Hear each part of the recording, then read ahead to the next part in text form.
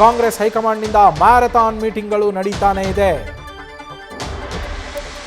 ಇಂದಿರಾ ಭವನದಲ್ಲಿ ಬೆಳಗ್ಗೆಯಿಂದಲೂ ನಡೀತಾ ಇರುವಂಥದ್ದು ಈ ಮ್ಯಾರಥಾನ್ ಮೀಟಿಂಗ್ಗಳು, ಸರಣಿ ಸಭೆಗಳು ಕಂಟಿನ್ಯೂ ಆಗಿ ನಡೀತಾನೆ ಇದ್ದಾವೆ. ಬೆಳಗ್ಗೆಯಿಂದಲೂ ಕೂಡ ಇಂದಿರಾ ಭವನದಲ್ಲಿ ಕಾಂಗ್ರೆಸ್ ಕೇಂದ್ರ ಕಚೇರಿಯಾಗಿರುವಂತಹ ಇಂದಿರಾ ಭವನದಲ್ಲಿ ನಡೀತಾ ಇದೆ. ಸಿಎಂ ಡಿಸಿಎಂ ನಡುವೆ ಪ್ರತ್ಯೇಕವಾಗಿ ಸುದೀರ್ಘ ಮಾತುಕತೆಯನ್ನ ನಾಯಕರು ನಡೆಸ್ತಾ ಇರುವಂಥದ್ದು. ರಾಹುಲ್ ಗಾಂಧಿ ಸಿದ್ದರಾಮಯ್ಯ ನಡುವೆ ಈಗ ಕ್ಲೋಸ್ ಡೋರ್ ಮೀಟಿಂಗ್ ನಡೀತಾ ಇದೆ. ಇತ್ತ ತಮ್ಮ ಸರತಿಗಾಗಿ ಡಿಸಿಎಂ ಡಿ ಕೆ ಶಿವಕುಮಾರ್ ಅವರು ವೇಟಿಂಗ್ನಲ್ಲಿದ್ದಾರೆ.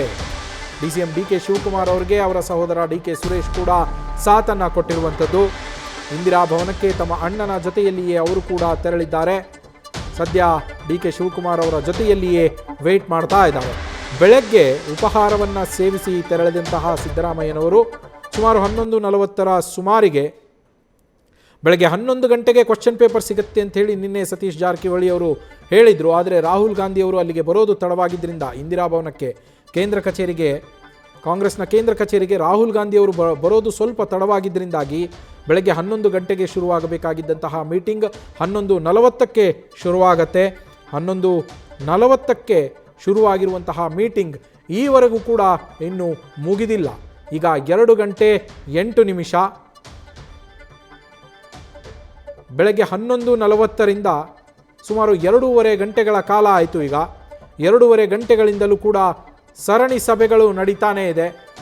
ಮೊದಲಿಗೆ ಸಿಎಂ ಸಿದ್ದರಾಮಯ್ಯನವರ ಜೊತೆಯಲ್ಲಿ ಪ್ರತ್ಯೇಕ ಮಾತುಕತೆಯನ್ನು ಮಾಡೋದಕ್ಕೆ ಕುಳಿತುಕೊಳ್ತಾರೆ ಕಾಂಗ್ರೆಸ್ನ ಹೈಕಮಾಂಡ್ ನಾಯಕರು.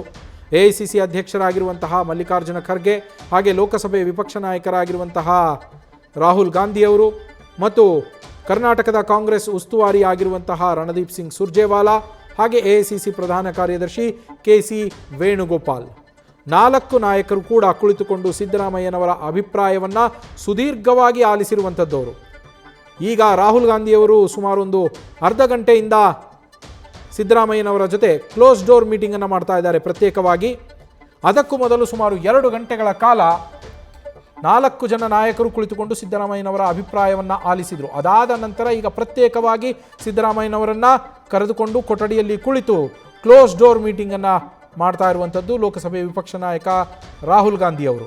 ಹೀಗಾಗಿ ಕ್ಲೋಸ್ ಡೋರ್ ಮೀಟಿಂಗಲ್ಲಿ ಏನು ನಡೀತಾ ಇದೆ ಅಂತ ಹೇಳಿ, ಅಂದರೆ ಸಿ ಎಂ ಅವರು ತಮ್ಮ ಪಟ್ಟನ್ನು ಸಡಲಿಸದೆ ರಾಹುಲ್ ಗಾಂಧಿ ಅವರಿಗೇನೆ ಮನವರಿಕೆಯನ್ನು ಮಾಡಿಕೊಡ್ತಾ ಇದ್ದಾರಾ ತಮ್ಮನ್ನು ಮುಂದುವರಿಸಬೇಕು ಅಂತ ಹೇಳಿ, ಅಥವಾ ಅಂದರೆ ಸಂಪುಟ ಪುನರ್ರಚನೆಗೆ ಗ್ರೀನ್ ಸಿಗ್ನಲ್ ಕೊಡಿ ಅಂತ ಹೇಳುವ ಮೂಲಕ ಸಿಎಂ ಸ್ಥಾನದಲ್ಲಿ ತಮ್ಮ ಮುಂದುವರಿಕೆಯನ್ನು ಮನವರಿಕೆ ಮಾಡಿಕೊಡ್ತಾ ಇದ್ದಾರಾ, ಅಥವಾ ರಾಹುಲ್ ಗಾಂಧಿಯವರೇ ನೋಡಿ ಈ ಥರದ ಒಂದು ಒಪ್ಪಂದ ಆಗಿತ್ತು, ಹೀಗಾಗಿ ಈಗ ನೀವು ಬಿಟ್ಟುಕೊಡಬೇಕು ಸ್ಥಾನವನ್ನು ಅನ್ನುವ ಮನವೊಲಿಕೆಯನ್ನು ಸಿಎಂ ಸಿದ್ದರಾಮಯ್ಯನವರಿಗೆ ರಾಹುಲ್ ಗಾಂಧಿಯವರು ಮಾಡ್ತಾ ಇದ್ದಾರಾ ಅನ್ನುವ ಪ್ರಶ್ನೆ, ಕುತೂಹಲ ಕಾಂಗ್ರೆಸ್ ಪಾಳೆಯದಲ್ಲೂ ಕೂಡ ಕಾಣ್ತಾ ಇದೆ.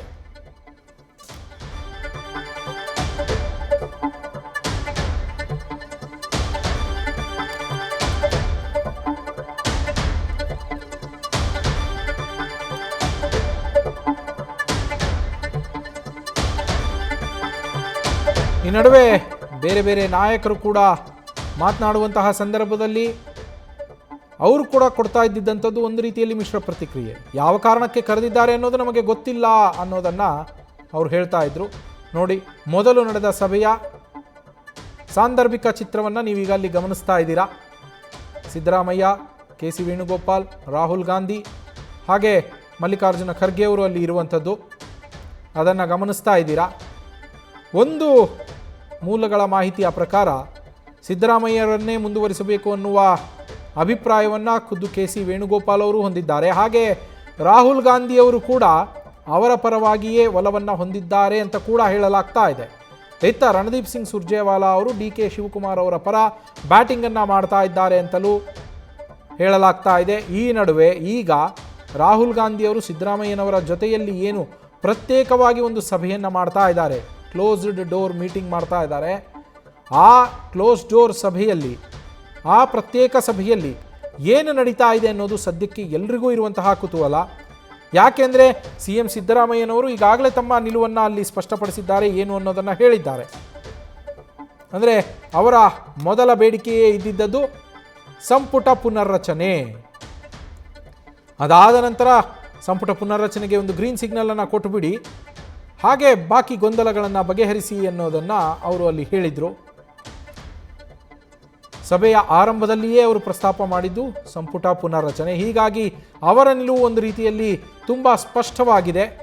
ಸಂಪುಟ ಪುನರ್ರಚನೆ ಮಾಡಬೇಕು ಅನ್ನೋದೇ ಅವರ ಅಜೆಂಡಾ, ಅವರ ಉದ್ದೇಶ. ಆದರೆ ರಾಹುಲ್ ಗಾಂಧಿಯವರು ಈಗ ಪರಿಸ್ಥಿತಿಗಳನ್ನು ಅವಲೋಕಿಸಿದ ನಂತರ ಏನಾದರೂ ಮನವೊಲಿಕೆ ಮಾಡೋದಕ್ಕೆ ಮುಂದಾಗಿದ್ದಾರಾ? ಡಿ ಕೆ ಶಿವಕುಮಾರ್ ಅವರಿಗೆ ಅವಕಾಶವನ್ನು ಕೊಡಿಸುವ ನಿಟ್ಟಿನಲ್ಲಿ ರಾಹುಲ್ ಗಾಂಧಿಯವರು ಪ್ರಯತ್ನಿಸ್ತಾ ಇದ್ದಾರಾ ಅನ್ನುವ ಕುತೂಹಲ ಸಿಎಂ ಆಪ್ತ ಬಣದಲ್ಲೂ ಇದೆ, ಡಿ ಕೆ ಶಿವಕುಮಾರ್ ಅವರ ಆಪ್ತ ಬಣದಲ್ಲೂ ಇದೆ. ಈ ವಿಚಾರವಾಗಿ ಕೆಲವೇ ಹೊತ್ತಲ್ಲಿ ಬಹುಶಃ ಇದರ ರಿಸಲ್ಟ್ ಗೊತ್ತಾಗ್ಬೋದು, ಗೊತ್ತಾಗದೇನೂ ಇರಬಹುದು, ಮುಂದುವರಿಲೂಬಹುದು. ಇದು